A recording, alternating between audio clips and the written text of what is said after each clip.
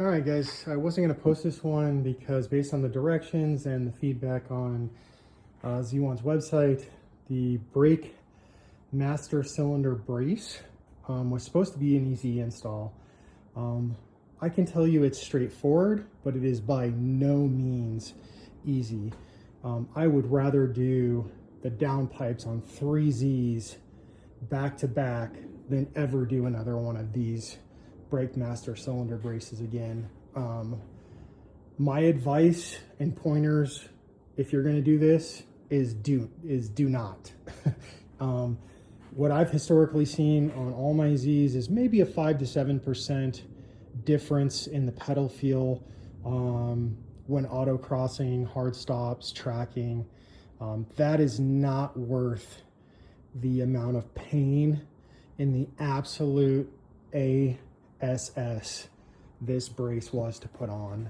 I have put everything on myself, and I have never, between the Z and my 300ZX, which I would say is arguably the hardest car to work on, I have never had such an issue putting on a part. And it's not that the Z1 part is bad. It is good, it lines up, it fits. The amount of space that you have to work in this area and the bolts that you have to get to and remove and then put in new bolts is absolutely insane. So you have to relocate 2 ground wires, which is easy, but you have to get those 2 bolts out initially. That's a pain in the butt. Not nearly as amount of pain in the butt is actually getting this brace in and then feeding in with, I mean, like, look guys, there's no way to get to this. Feeding those in and then torquing them down is damn near impossible. This project was supposed to take me 30 minutes at the most, and I think I'm 3 hours in. The payoff for it is not worth it, in my opinion.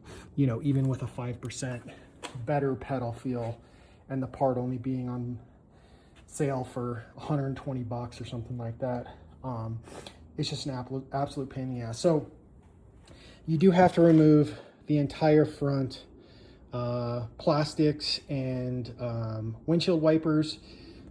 Not a huge deal. I did that to do my pop-up hood cancelers.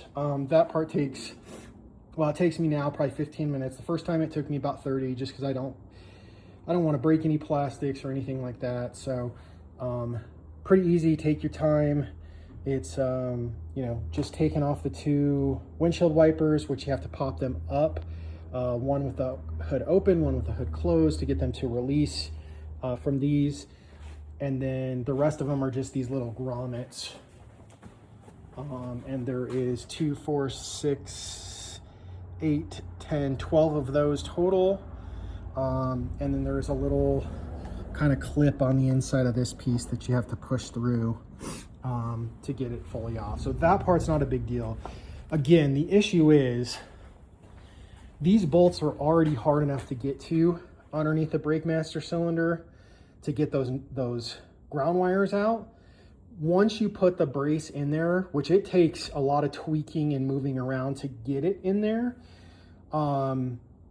it's just an absolute nightmare. I dropped actually the original bolt that Z1 gave me for the far side, and had to look. Luckily I keep every nut and bolt and piece that I've ever gotten, and I found another, I think it's an M6 by 25 in black, which was a 10mm head. I found that and was able to use that. The only way I got it in was I held the bolt with these guys here. They have a little deal that comes out, and then I was able to just fit one finger in there. I put it sideways, hold it, slowly drop it in. It was like doing surgery, guys. Remove the holder, and then with my pinky, slowly start the threads on there. From that point, I had to use a combination of swivel heads, wrenches, straight wrenches, and wrenches with the curve portion here. And it's not just like one or the other. Like I had to do 1/8 spin with one of these, 1/8 spin with one of these, switch back to 1/8 spin with one. I mean, it was, guys, I'm not even kidding. Like, my best advice would be just don't do this upgrade unless you're trying to absolutely maximize every, little percent. These are all the tools it require just to do that little master cylinder brace. Particularly, again, these grabbers and my metal catcher, because I dropped the bolts probably a dozen times trying to feed them in through that Z1 brace. Trim removal tool, various quarter extensions, a little 1/4-inch mini. I think I have another little stubby mini that I used as well. I had to use a mirror, another little magnetic catcher. I mean, it was absolutely absurd. Grommet removal tool, this little pin tool here, and then my 10mm on my zip bolt. Like, the amount of work, I would say, wait till your master cylinder goes out. When you got to replace the master cylinder, then put it in. It would be 1,000 times easier with the master cylinder in, I believe, because you should be able to theoretically at least start the holes, start the threads, somehow pivot the master cylinder in, and then do it. I mean, I don't know. It just, if I had to do it all over again, I wish I had a time machine and I just said, nope, I'm not going to do it. It's in, though, through relentless tries. Even in the directions, it says this is going to be a little difficult. I think that is the most underrated comment of the year. Maybe if you did these on a daily basis, and maybe as you were going through development from a Z1 perspective, maybe it's just a little difficult for them because they've done, dozens, if not hundreds of them.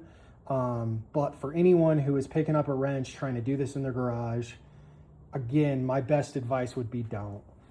If you do, make sure you have at least the minimum amount of tools that I showed you. It would have been nice to have a wrench that had double swivel edges on it, maybe saved me a couple minutes, maybe a couple less skids on the fingers. But yeah, it's all tightened in here. Like I said, these two ground wires, one you relocate here and one you relocate here. The clutch master cylinder, because this is an automatic, isn't here. So those bolts were available for me to stud through. And now it's just putting together the trim and the wiper blades and calling it a done deal. But 3 hours for something that, based on reading the directions, I would have thought would have been 30 minutes. But it's done. Again, if you're gonna do it, again, my suggestion would be don't. If you do, just be ready to struggle the entire time and be willing to walk away and take a break and try not to lose your patience. Again, this is probably one of the worst installs I've ever done for any Z, including my 300ZX, which is an absolute nightmare to work on. But it's done.